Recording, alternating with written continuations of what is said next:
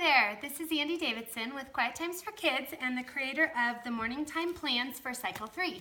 I'm going to do a series of videos, and this is the first of a four-part series to help you have a successful morning time with your kiddos. The first that I'm going to be talking about today is my top 5 tips to having a successful morning time. The next one will be, it's all about habits, and it'll be about starting with habits for mama and then also habit training for your kids. The third and fourth video are going to be called Tough Love for Littles and Tough Love for Middles, about discipline and the habit of discipline in morning time. So let's get started with my 5 top tips for morning time.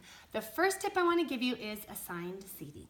I really encourage you to assign your kids to where you want them to sit. I don't just let them kind of sit anywhere. I take my olders and I put them each on a couch, and then I take my 3 youngers and I give them a spot on the floor near me. And I think that creates a lot more expectation for them of where you want them to stay, what space you want them to stay in. I know moms that maybe use a carpet square or even a hula hoop on the carpet to have their children stay in assigned seats, and it just helps them not to have so many interactions with one another, touching or conflicts that way. So I encourage you to consider assigned seating for morning time.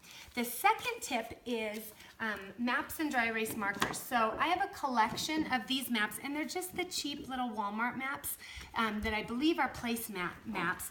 But often my kids enjoy taking a dry erase marker and just tracing all the states while I'm talking. Sometimes I even take a large map like this and lay it in the middle of the floor, and then each of the kids sits around the map and they just trace a different continent. So it gives them something to do to keep their hands busy. I also have a map, this is a continent map that I created, these little removable laminated shapes for the continents, and sometimes my littles enjoy playing with that as well and can even trace around the laminated paper. So there's my second tip.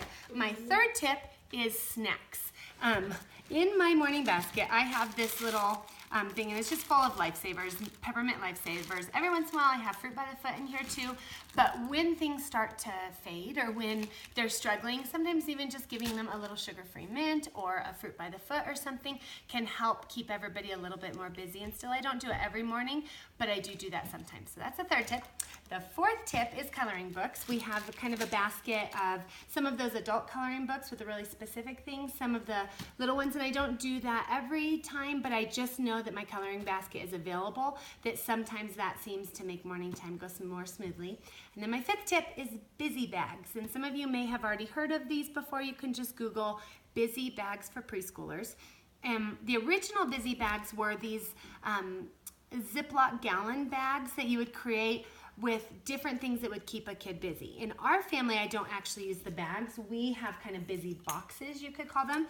And I have a shelf of these boxes over here, which are also kind of like Montessori activities. And so I might rotate through our boxes or through the busy bags and assign one per child, and so they know the expected area they're supposed to sit in, and they have something to keep their hands busy during certain points of morning time. They don't do it constantly, but definitely during the read aloud, or maybe we're reviewing grammar for the olders, and so the littles aren't as engaged during that point.